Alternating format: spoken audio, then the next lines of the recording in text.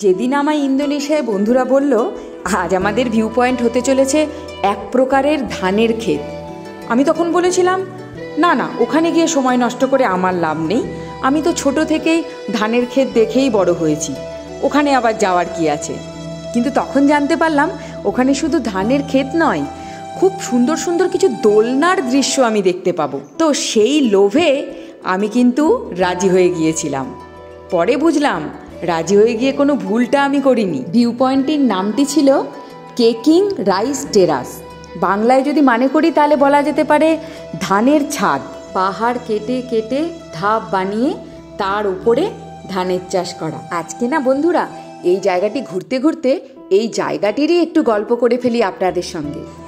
প্রথমে যখন আমি এই জায়গাটি প্রবেশ করলাম, প্রথম দর্শনেই এই ধাপে ধাপে ধানের ক্ষেতটি কিন্তু আমার মন জয় করে নিল। একদম সবুজে সবুজ হয়ে রয়েছে চারিটা দিক।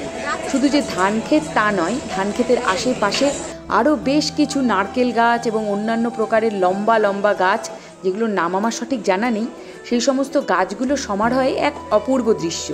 আর তার উপরে ওই যে বললাম না, চারিদিকে সবাই অসংখ্য দোলনায় দোল খাচ্ছে। ওপর থেকে সেই দৃশ্য দেখে আমি তো বুঝলাম কেন যে আমি আসছিলাম না, ভাগ্যিস এলাম। ঠিক আছে, এরপর যখন নিচে আমরা নামলাম তখন তো দেখি আরও আর এক কাণ্ড। শুধু যে একরকম রঙের ড্রেস পরেই সবাই দোলনায় দোল খাচ্ছে তা কিন্তু নয়, হরেক রকম রঙের ড্রেসে সবাই দোলনায় দোল খাচ্ছে।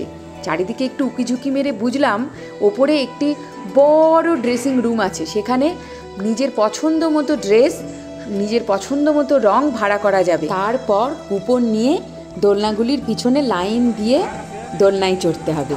কি মজা বলুন, সেই ছোটবেলার মতো। চারিদিকে সত্যি যেন মনে হচ্ছিল সব পরীরা ঘুরে বেড়াচ্ছে, পরীদের ফটোশ্যুট হচ্ছে। যাই হোক, মধ্যিখানে একটুখানি ধান ক্ষেত ঘুরে আসি। ধান খেতে ধাপে ধাপে নামতেও ভারী মজা লাগে। ইন্দোনেশিয়া বিদেশে চাল রপ্তানিতে কিন্তু প্রথম সারির দেশের মধ্যে পড়ে। জানেন বন্ধুরা, এখানে 4টি রঙের কিন্তু চাল হয়, কালো, লাল, সাদা এবং হলুদ। ওহো, একটু ভুল বললাম, হলুদ চালটিই তো এখানে হয় না। এর পিছনে আবার একটি মজার কাহিনী উল্লেখ করা আছে। শিব ভগবান নাকি একটি পাখিকে 4 রকমের বীজ দিয়ে পাঠিয়ে দিয়েছিল বালিতে গিয়ে বপন করবার জন্য, কিন্তু পাখিটি সব চালের বীজই বয়ে নিয়ে এসেছিল, কিন্তু ওই হলুদ চালের বীজটি নাকি নিজেই খেয়ে নিয়েছিল। তা কি আর করা, খুব খুব কম অংশ বেঁচে থাকায় সেই কম ইয়েলো রঙের চালের বীজটিকে বাড়ির নিচে হালকা করে পুঁতে দেওয়া হয়েছিল, সেটা থেকে নাকি হলুদ উৎপন্ন হয়। ইন্দোনেশিয়ার অনেক ধার্মিক অনুষ্ঠানে ভগবানকে হলুদ ভাত নিবেদন করার প্রথা আছে, সেই জন্য সেই হলুদ মিশিয়ে সাদা ভাতকেই হলুদ ভাত বানিয়ে তারা নিবেদন করে বিভিন্ন অনুষ্ঠানে। আর জানেন তো, এখানে কিন্তু ধান চাষ করবার শুরুতেই প্রত্যেকটি জমিতে ভগবানের একটি প্রতিকৃতি বানানো হয়, আর সেই আরাধ্য দেবতার নাম দেবীশ্রী, যিনি পুরুষ এবং নারী উভয়কেই প্রেজেন্ট করেন। ধানের শীষ অথবা ধানের ছড়া দিয়ে এই বানানো প্রতিকৃতিটি জমির একটি কোণায় ধান বপন করা থেকে ধান কাটা পর্যন্ত সবসময়তেই থেকে যায়। ওই দেখুন, গল্পে গল্পে আবার আমি কোথায় পৌঁছে গেলাম। যদিও এটা একটি ভিউ পয়েন্ট এবং এরাও এটা খুব সুন্দর করে সাজিয়ে রেখেছে ট্যুরিস্টদের জন্য, তবুও এখানে কিন্তু সত্যিকারেরই ধান চাষ হয়। সেই জন্য না জলে মাঝে মধ্যে মাছ বা চারিদিকে গঙ্গা ফড়িং বা ব্যাঙ এসব কিছু দেখা যায়। আর ট্যুরিস্ট স্পট হওয়ার দরুন চারিদিকে নানা রকম খাবার রেস্টুরেন্ট ছিল, ছোটোখাটো ক্যাফে টাইপের, হালকা স্ন্যাক্স খাওয়ার বা হালকা লাঞ্চ খাওয়ার। যাই হোক, আমার ছেলেমেয়েরা কেউই দোলনায় চড়তে চাইলো না, আর আমি তো ছোটোবেলা থেকেই দোলনায় চড়ি না। আমি আমার ছেলেমেয়েকে কতবার বললাম যে তোরা তো ছোটোবেলায় পার্কে দোলনায় চড়তিস, এটা দেখ সেখানে কত সুন্দর একটা বনের মধ্যে দোলনা, বলতে পারো বন্য দোলনা, সেটা চড়ে দেখ। কিন্তু না, কেউ চড়লো না। কি আর করা যায়, আমি ক্যাফে থেকে বসে বসে সবার দোলনা চড়া দেখলাম। কতজন দেখুন আগে থেকে প্ল্যান করে রং ম্যাচ করে ড্রেস পরে এসেছে।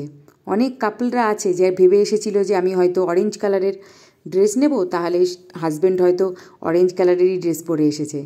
ভারী ভালো লাগছিল দেখতে।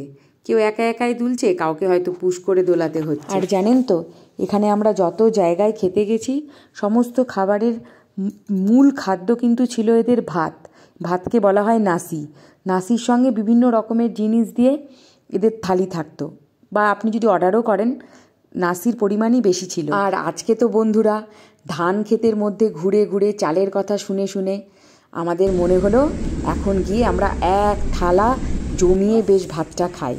সেই জন্য আমরা চলে গেলাম একটা অথেন্টিক বালিনিজ খাবারের রেস্টুরেন্টে ভাত খেয়ে। ভালো থাকবেন বন্ধুরা, সুস্থ থাকবেন। আজকের ব্লগটা এই পর্যন্তই। আপনাদের যদি আমার ব্লগগুলো ভালো লাগে অবশ্যই লাইক করবেন, কমেন্ট করবেন, আর চ্যানেলটি পছন্দ হলে অবশ্যই সাবস্ক্রাইব করবেন।